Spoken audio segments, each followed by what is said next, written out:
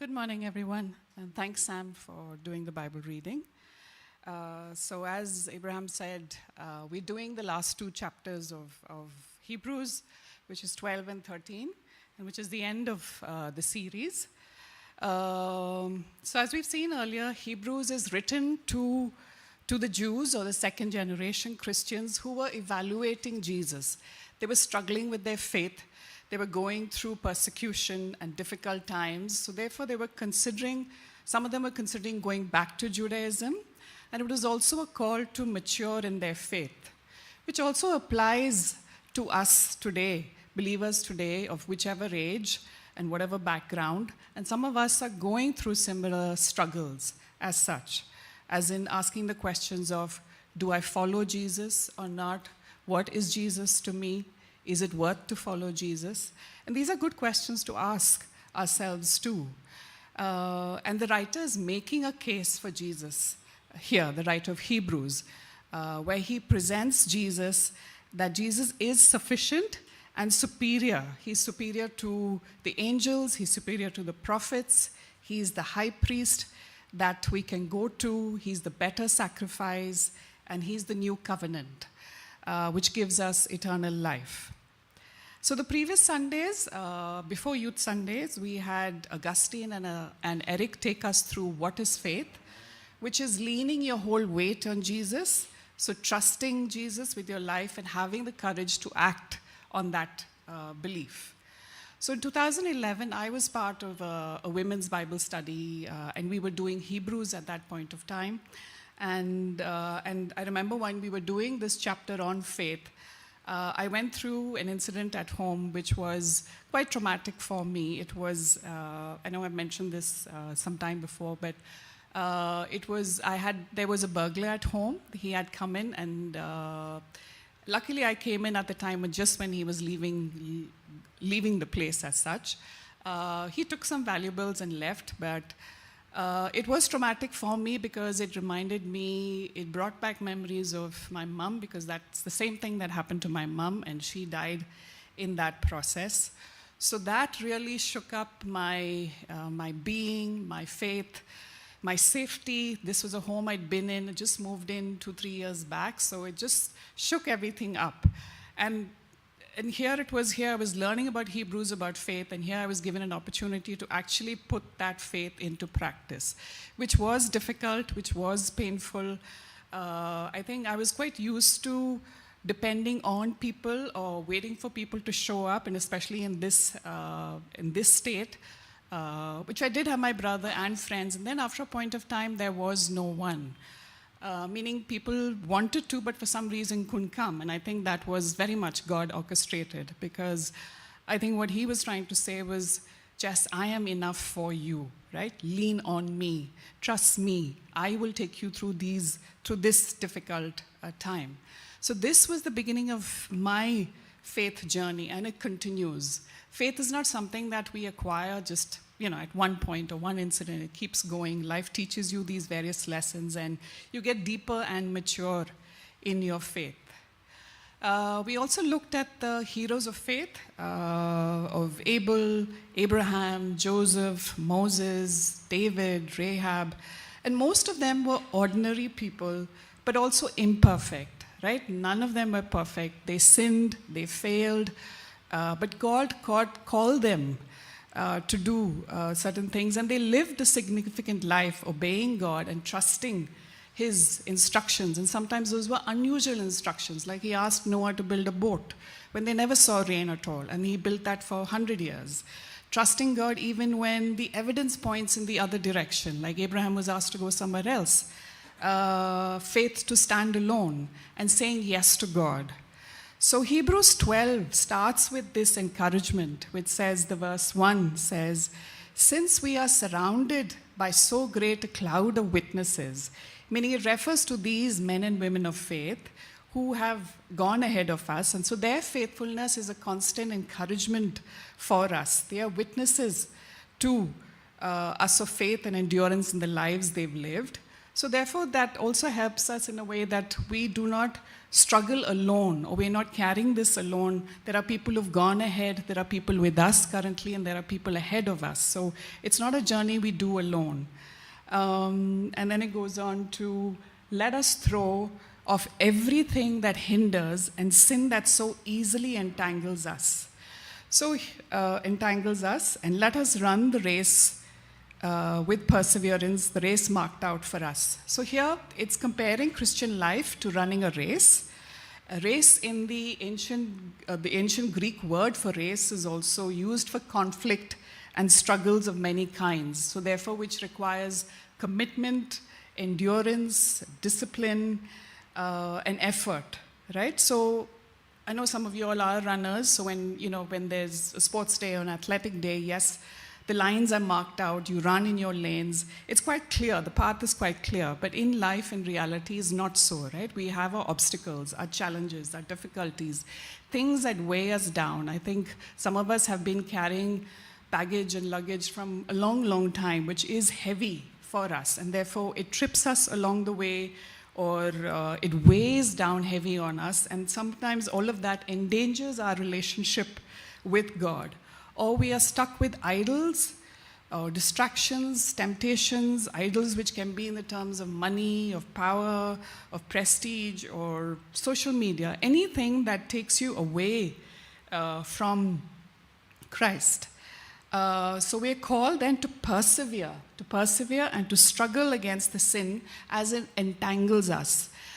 Sin has this thing of drawing us further and further and deeper. It's like going into a sinking hole, right? And that's something we can't just throw away or let go of very easily. And that's why we need the power of the Holy Spirit to give us the strength and the ability to untangle ourselves from this. And another thing to running is to run successfully, you keep your eyes on the finish line, on the goal, right? Rather than you don't look at your feet and run. So which verse 2 then points out, which says, fixing our eyes on Jesus, the pioneer and perfecter of our faith. Right? So it's a definite looking away from other things that distract us or pull us away, and a present intentionally looking upon Jesus.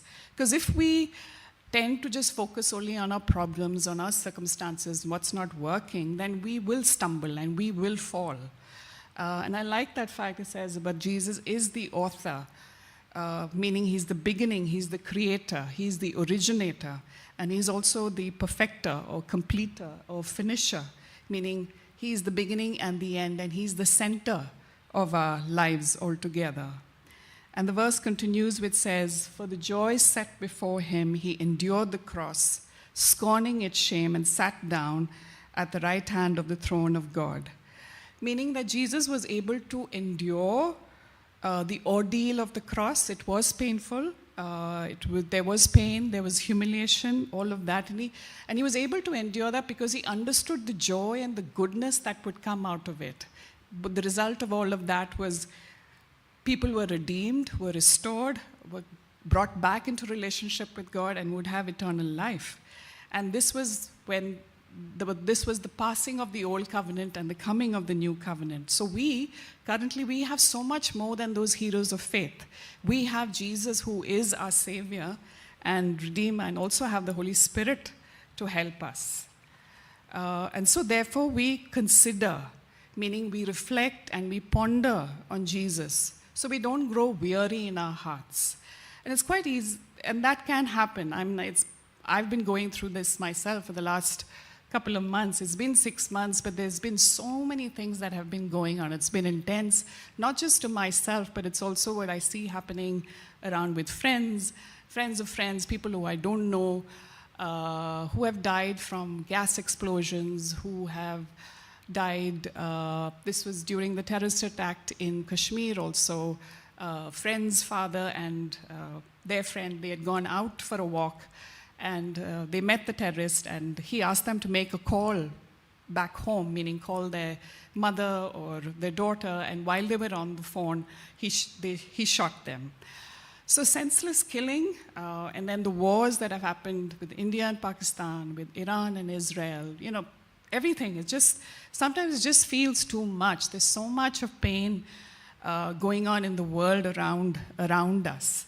So I think Jesus knew very well that we would grow weary, we would lose heart, we would lose hope, and therefore he calls us that he is the great encourager, to be encouraged because he is the ultimate example of endurance, because he lived on earth, he lived a difficult life, he went through struggles and challenges himself, and he did this for our sake, and as Eric had said earlier, that we trust people who've gone through experiences, right? So Jesus has gone through all of it and was faithful. He was faithful and died on the cross for us.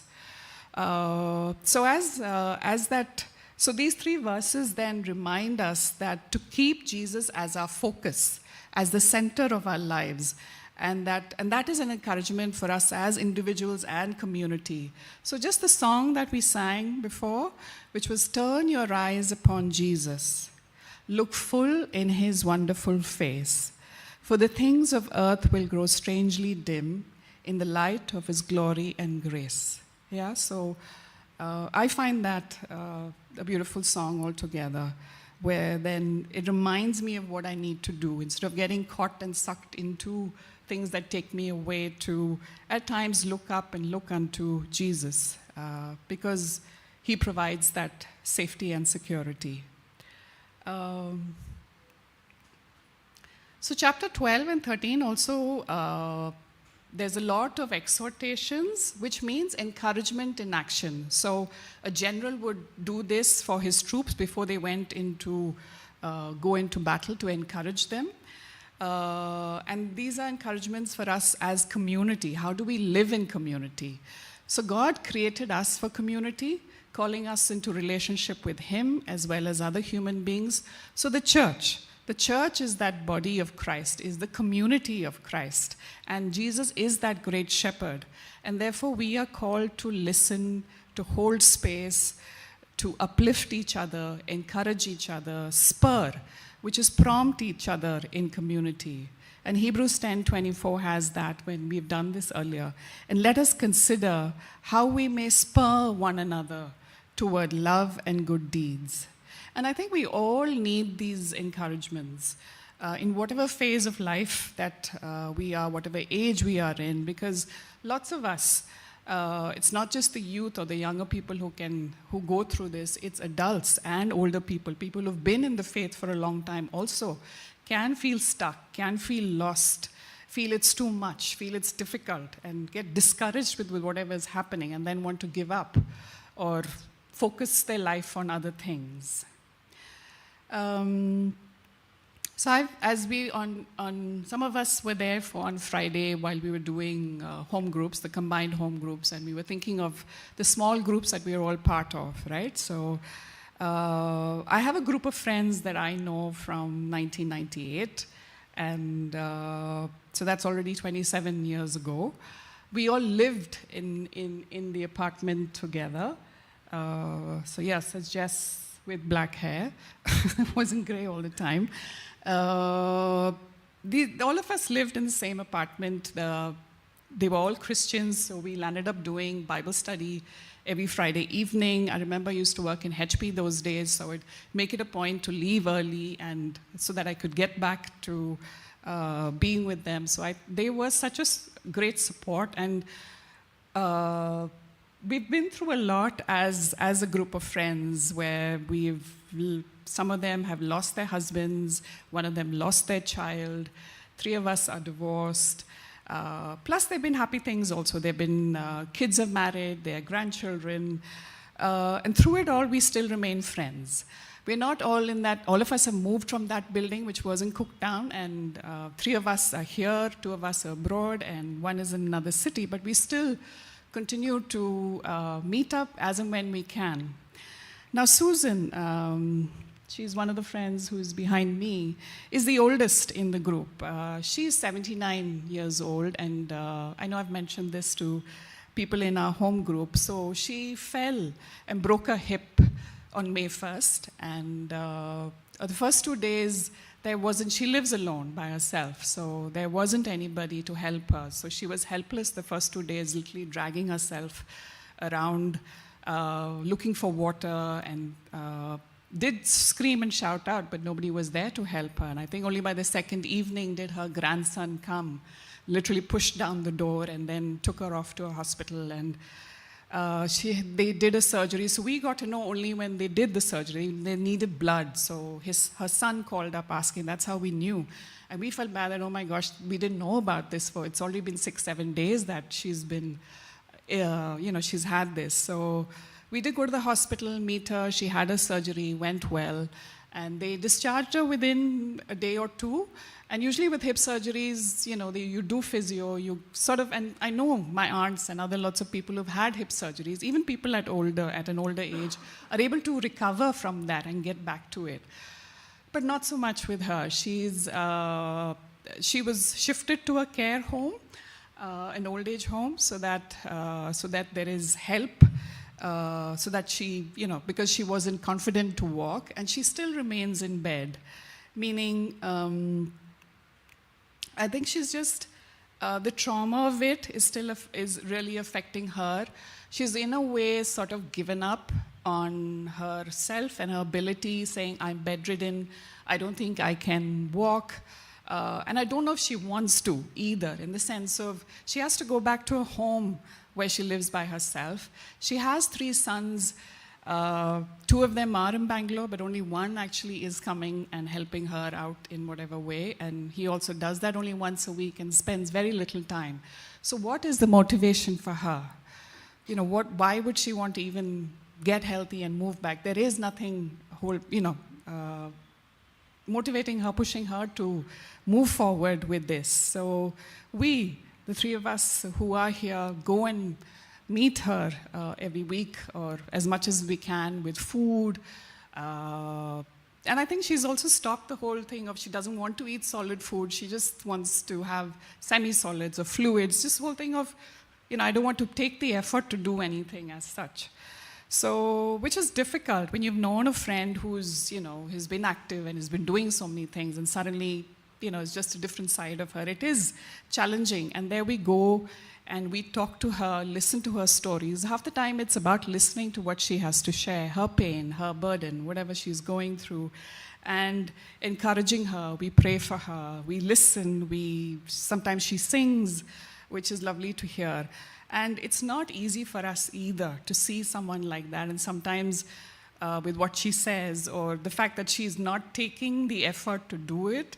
She's gone through a couple of physios and fired them because she doesn't want to do it.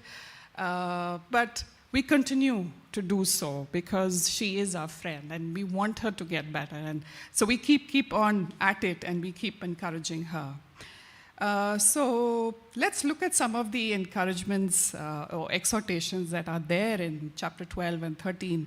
It is how do we live and practice that as a community. So none of these are new points for us. We are doing this as a community also, but it's a good reminder so that we don't get too comfortable, too complacent, too sloppy, or we get unconcerned, become unconcerned, or we ignore these things. Or it's also about how, if we're doing it here as a community, how do we take it forward, outward, right? Going beyond this community that is comfortable for us. So Hebrews 12:14 says, make every effort to live in peace with everyone and to be holy. Without holiness, no one will see the Lord. So sin, as we said earlier, disrupts our relationship with God or blocks our vision of God. And here we see holiness is coupled with peace, right? So a right relationship with God leads to right relationships with people. And we realize that it's not easy to be with people. It's not easy to love people or care for people, right? We will have difficulties and challenges through that. So therefore, peace doesn't come easy. And I like the word which says, make every effort, right, to pursue peace with all people. Be peacemakers in whatever group situation that you are in, not just home, at work, at play, with your friends, wherever God puts you. And verse 15 continues, with that saying, "See to it that no one falls short of the grace of God, and that no bitter root grows to cause trouble and defile many." So relationships matter, and we have a responsibility not just for ourselves, but also for each other. So therefore, we constantly look out, we watch out for people who've fallen off or gone off the track or who feel lost. Sometimes when we get so caught up with our own lives, we forget these things are happening. There are people who go through issues. And this comes out from a place of love and concern, that we care so much for them, that we do look out for them, and that we don't want them to miss out, right? Miss out on God's grace and His presence. And the way we do that is we need to be gracious with that. We can't just pull up people, bring them up and tell them things and whatever. It doesn't work that way. We've got to be kind. We've got to be gentle with them and not judging them. Jesus doesn't judge us. So we have no right to be judging other people. And remember that we've gone through those ourselves too. It also talks about bitterness, right? Sorry, is that? Yeah. And no bitter root grows up to cause trouble and define many. So bitterness comes about with hurt, which could be through words, through action, through written word. If someone has said something to you, and some of us, if that's not resolved, then that we can hang on to it for so long, with a certain stubbornness, and that makes us feel bad, and then that does affect community, because it can spread. It can spread like weeds in a garden can spread and spoil the whole garden. That can also, the roots of bitterness can affect community altogether. So therefore, we remember to pull out the roots of bitterness as soon as you detect them, as soon as you see them, right? And there's something I keep telling my watchman. If he sees something in the building, it takes him at least 2-3 days to get back to me. And then I say, why didn't you tell me when it happened? So, he said he stews on it for some time, and that's it. And that's how it should be with us. When you see something already in the beginning, catch it then. It's easier to sort something out then than when it is, it's buried and gets rooted that way. And you don't want bitterness to take root in community either.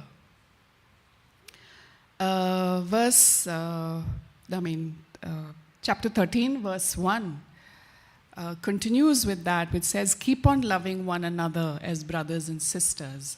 So it's this sense of deep love. It's not superficial. It's not just saying the right words or whatever, but it's this deep friendship, partnership, affection, care, compassion, and we keep at it. It grows. It's continuous. And there are days, like we said, we don't feel loving at all, but we still go at it. And this love converts into tangible action, meaning it spills out in the way we it affects our hospitality, it affects our empathy, it affects our contentment, right? Which goes on to the next couple of verses, 2 and 3. 2 says, "Do not forget to show hospitality to strangers, for by so doing, some people have shown hospitality to angels without knowing it." I know this word is familiar for us. Hospitality, the Greek word for that literally means love for strangers, meaning the importance of showing love and kindness to those who are not known to you, right? So if you just invite or keep hanging out with the people that you know, or your best friends, or your group of friends, that isn't real hospitality, but that is one side of it. But here we asked to go beyond that, right? And how do we do it? So it's meeting new people who either come to church, who are also part of your other groups, or who are in your building, who are in your class, wherever you are placed, yeah? Making that effort, not depending on someone else to do it. I know here in church we do have teams, the care team, other teams who take care of things, but it's each one's responsibility to go out and do that. And verse 2 goes on to say that, verse 3 goes on to say, "Continue to remember those in prison as if you were together with them in prison, and those who mistreated as if you yourselves were suffering." So is this about, it's not just, it's about empathizing with them. I mean, the word says, put yourself in their shoes, right? If they've been mistreated, whatever trouble or that they're going through, and that's not an easy thing. But it's also about that you care so much about that they are hurting that it moves you to action, that it moves you to go help them in some way or the other. And verse 5, which says, be content with such things as you have, because God has promised that I will never leave you nor forsake you.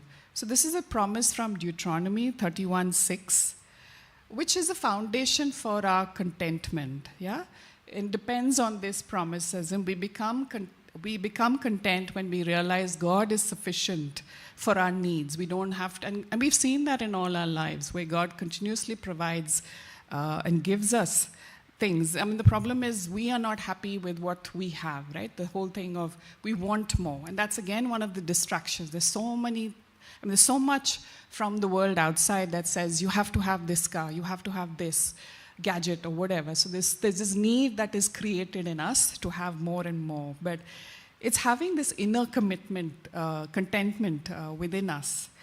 And then when we are content, it goes on to the next verse. It says, so we say in confidence, the Lord is my helper.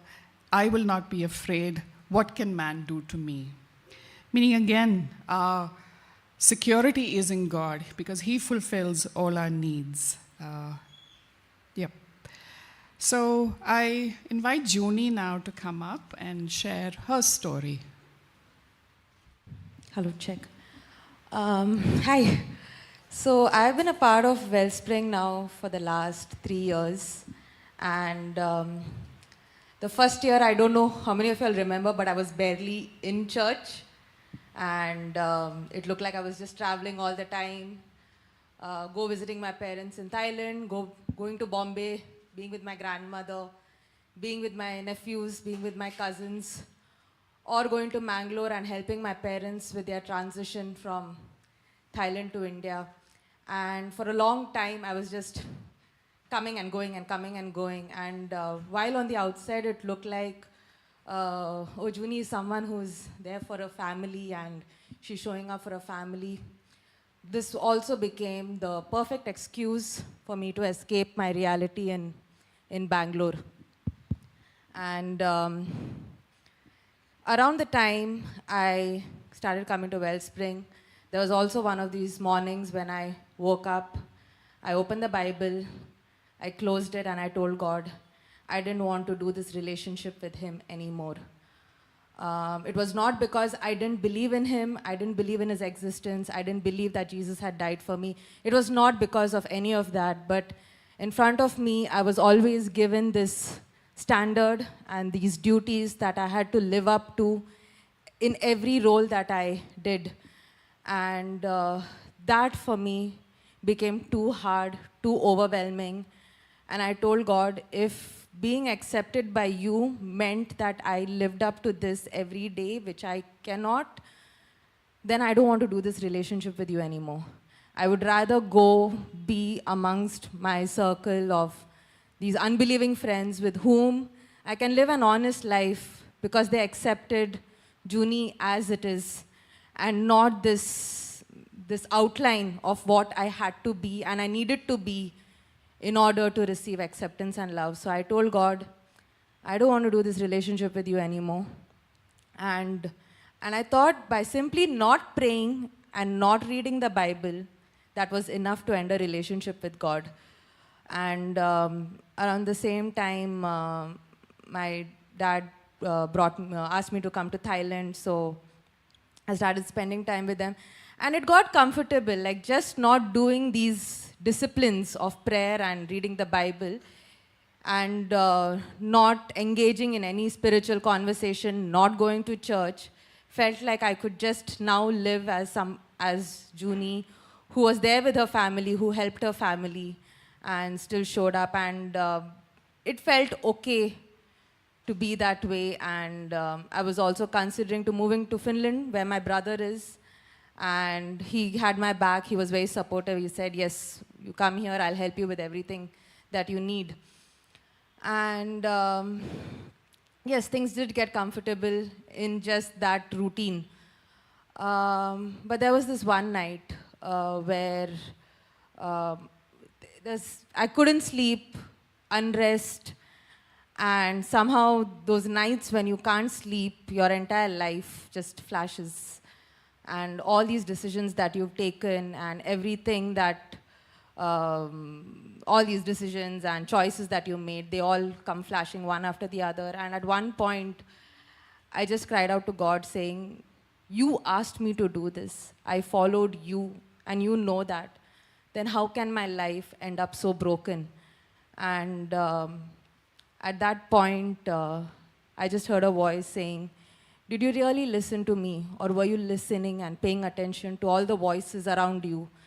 And before I could very arrogantly respond to that saying, no, it was your voice, he just reminded me of every single person in my life that I grew up looking up to and who I would go to normally if there was any situation where I needed more understanding, or what is the right way to do this? How is the right way to take this decision?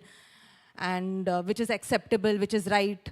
And God just pointed out all these different people that I had gone to since a child, and he pointed out how I had been living my life, my faith life, according to what people expected of me and what they showed me. This is the standard, this is the way to do it. And this was not a time of prayer, this was not me reading the Bible, this was just conviction from the Holy Spirit. And I remember going to sleep, and the next morning was a Sunday morning. And I just thought, do I go to church? And my parents were okay if I didn't show up, but do I go? And my next comparison was, what would I be doing at home if I was not going? And it meant I would be sleeping on the bed and binge watching. And it just felt like it's better to go out and better than being at home. So I went out, and the conversation, what had happened over the night, continued through the sermon.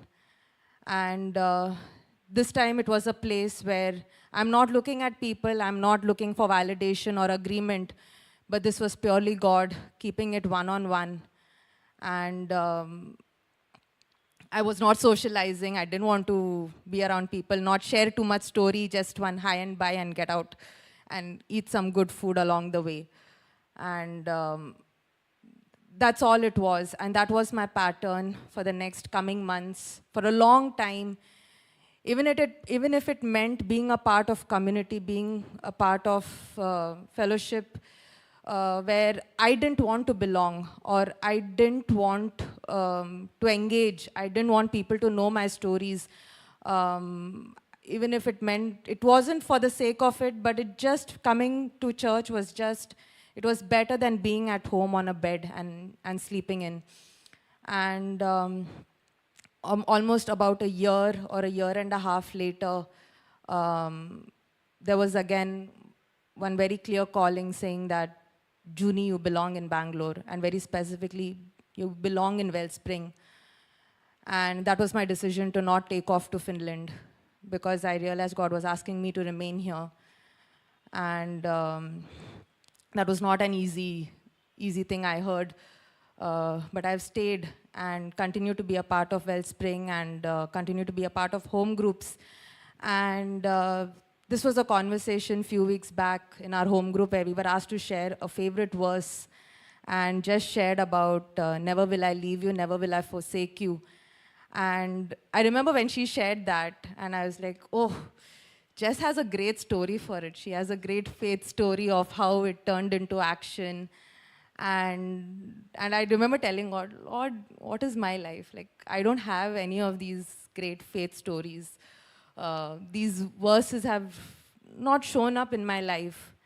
And as we continued the conversation, and I ended up sharing the story, and that's when I remembered that I was expecting God to show up in a very different way, maybe financially or family situation or something like that. But here, when he said, I will never leave you, with me, it specifically meant, I am never leaving this relationship with you. Even if you leave me, I will not leave you. And that is a truth I realized behind this verse, this story for me, only after engaging in a conversation with Jess. And that's been my story with this verse. Thank you.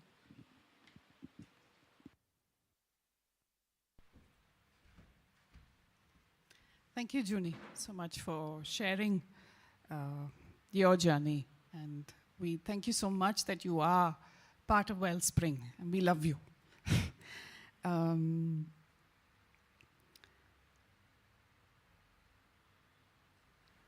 so Jesus is the same yesterday, today, and forever. And the fact that what Junie said about we let go of him, we lose connection with him, but he never ever lets go of that. He is that great shepherd who's continuously looking for that lost sheep wherever we go, but still continues to bring us back into that fold.